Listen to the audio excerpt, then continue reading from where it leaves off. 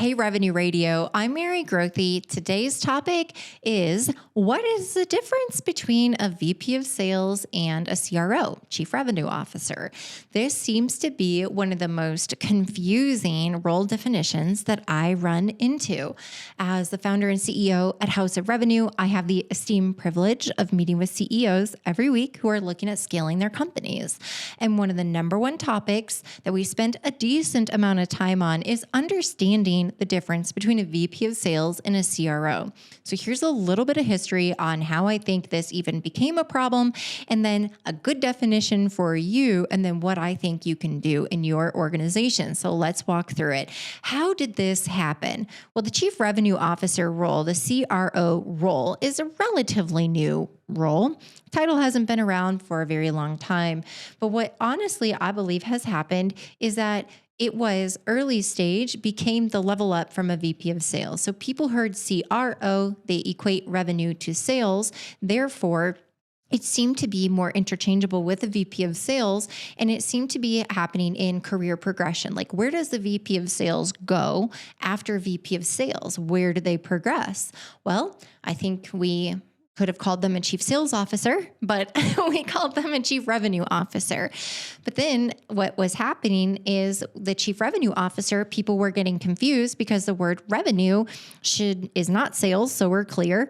And revenue should describe all the revenue in the company, which can come from the sales side, the customer success side. It relates to marketing because marketing is helping you attract people into the funnel. It bleeds into the brand because your brand strategy is the ultra top of funnel and awareness of pulling people in. But it goes even a step above that is what about your go-to-market strategy? Shouldn't the chief revenue officer have a say in the go-to-market strategy if they are responsible for all of revenue in the funnel?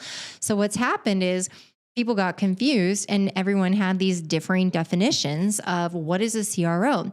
So we had a lot of VPs of sales that got the CRO title because it worked from a career progression, but they never worked in marketing. They never worked on brand strategy. They may or may not have been involved in go-to-market strategy conversations or work. And more often than not, they were not doing anything on customer success. Customer success in itself is also an underdeveloped definition of a role. We're seeing chief customer officers, CCOs. We're seeing chief experience officers and customer success. There are so many different titles in the world of customer success. And now there's an argument like, does that person report to a CRO? Are they a peer with the CRO, et cetera? So the VP of sales, what I see in a VP of sales, let's actually break this down even into like all sales leadership levels and then what the true definition of a CRO is. So if I look at a sales manager is a leader of sales people.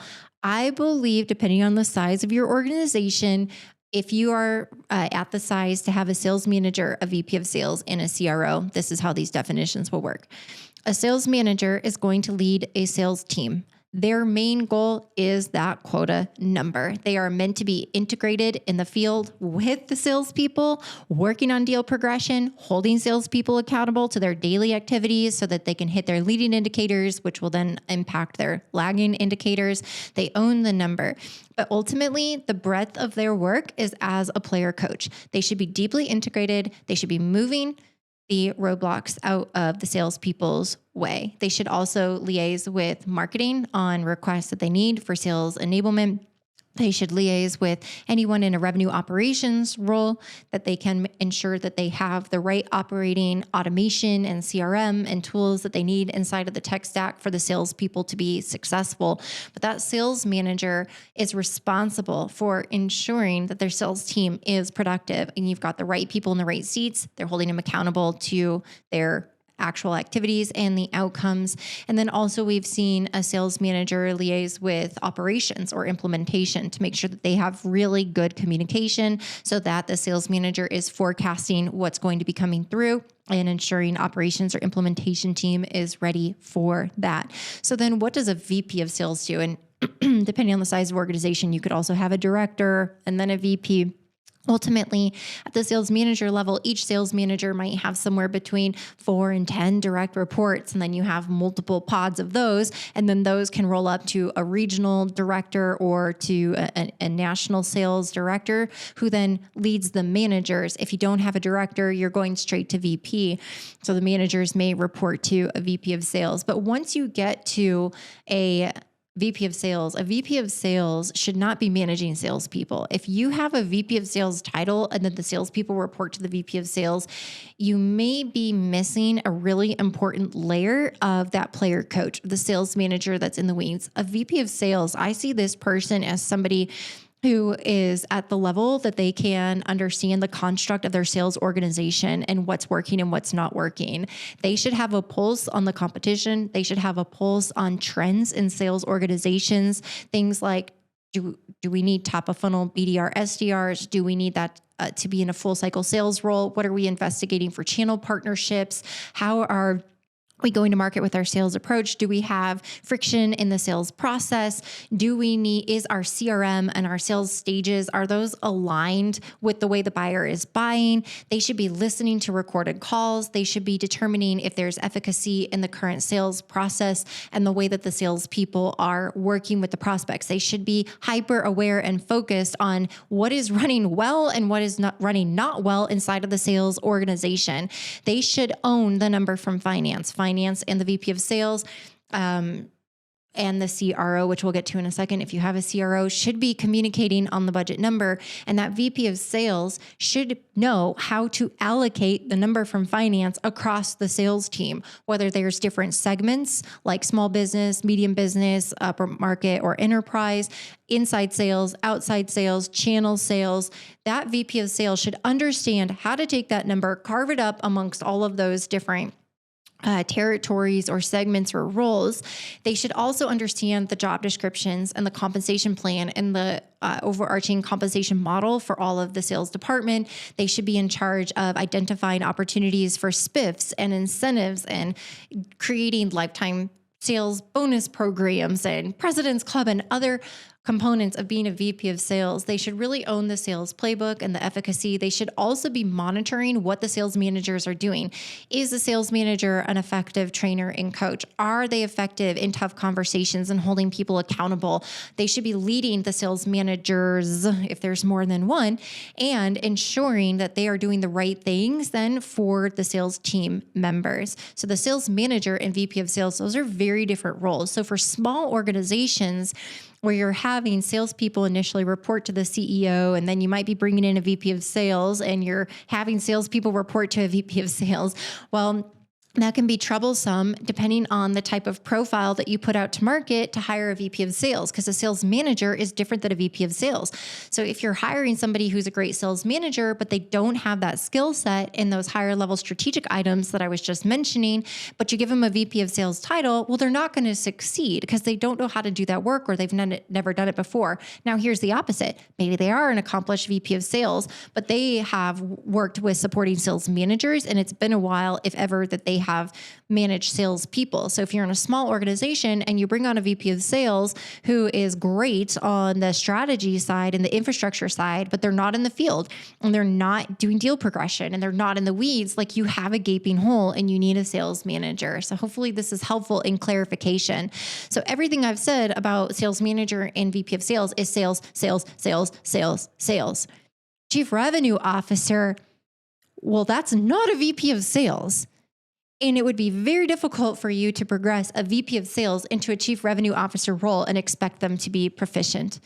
If they have not been trained and run a marketing org, been responsible for brand strategy, go-to-market strategy, if they don't have a handle on the second half of the bow tie funnel, which is implementing, onboarding new customers, getting them to a measure of adoption, retention, expansion, and advocacy, they really shouldn't be sitting in a CRO seat. If you look at the makeup of a real CRO, holistic with revenue, they should be a right hand to the CEO, and they should have a CMO, a CCO, or a VP of sales, a VP of marketing, a head of client experience or customer customer success. Like, you get the point. These are all roll-ups to an overarching go-to-market brand, sales, and CS strategy that's supported by the revenue operations layer. A great CRO can solve so many revenue problems because most revenue problems inside of an organization are caused by having department heads and not a holistic leader. So you have a head of marketing, a head of sales, a head of CS, but who's in charge of all of that? The CEO? Well, the CEO probably needs to be the visionary and run the company and not be the head of revenue. It may work for a certain point, but there is a tipping point when you need a CRO, and that CRO is not your VP of sales. And when you're hiring for a CRO, like, newsflash, it's hard. I know. I get to recruit them and hire them here at House of Revenue. And I have a very, very strict profile on who I will even let in to interview. This is not a glorified sales leader CRO position. This is somebody who's spent equal parts in sales, customer success, revenue operations, marketing, brand strategy. In their interview, I'm making sure that they've actually scaled a company in that 5 to 20 million range and preferably exited, and they've done it again and multiple times. I want to make sure that when I give them a complex problem to troubleshoot and answer for me, that they can demonstrate that they understand holistically that it needs to be solved through branding, marketing, sales, CS, and revenue operations. On a prior episode, I talked about how I recently got brought into an engagement. They said, "Hey, we think we have a sales problem." I said, "Okay, I bet you don't, but I'll bite." And I went in, and there's absolutely not a sales problem. There's lack of sales, but it's not because of the sales team. It's because of 10 other things inside of the revenue organization with branding, marketing, implementation, customer support, and advocacy. And so there's in revenue operations, if I didn't say that, there is so much that needs to be tackled that once it's fixed and aligned and built holistically, boom, all of a sudden sales are going to follow. But without fixing the revenue ecosystem first, you can't just plug in a VP of sales to go solve the sales problem, because I bet you it's not just a sales problem, and you need to treat the problem holistically if you're going to break through that plateau. So hopefully that's helpful in understanding the difference between a VP of sales and a CRO. If you're looking for more thought leadership on this or have questions, you can connect with me on LinkedIn. Find me, Mary Grothe, Grothe, or read one of the many blogs that we have on this topic at houseofrevenue.com.